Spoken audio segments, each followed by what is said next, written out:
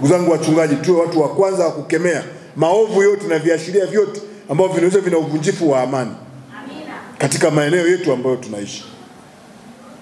Tusiruhusu mtu mmoja kwa matakwa yake ya kisiasa, ya kiuchumi, aharibu amani ambayo sisi tumejijengea ndani ya jamii yetu. Sisi wengine tumepata fursa ya kuwa viongozi, tunatumikia kwa muda fulani, mwisho wa siku tutaondoka. Tutarudi kwa Mwenyezi Mungu, si ndio? Lakini je, katika wewe ukiwa kiongozi, wewe umekuwa mchungaji, mchango wako katika jamii ni nini?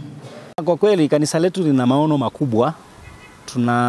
Tunahitaji fedha nyingi za kuweza kukamilisha ujenzi huo ambao ni ujenzi wa kanisa. Tumepiga hesabu, zinahitajika takriban milioni 200, ambapo tumepata uwanja maeneo ya mkoa wa Iringa, sehemu kunaitwa Kigonzile. Tumepata zaidi ya eka 3 ambazo tunaamini kwa kupitia harambee hizi tunazozifanya kuna siku tutakuja tuyatimize hayo malengo. Malengo yetu ni kutoa huduma katika jamii, ambazo huduma hizo zimegawanyika mbili, huduma za kiroho lakini pia za kijamii. Kutokana na hii harambee ya leo, tunaamini kwamba jambo letu litafanikiwa kwa sababu Mungu yuko pamoja nasi na tunayaweza yote katika yeye tutiaye nguvu.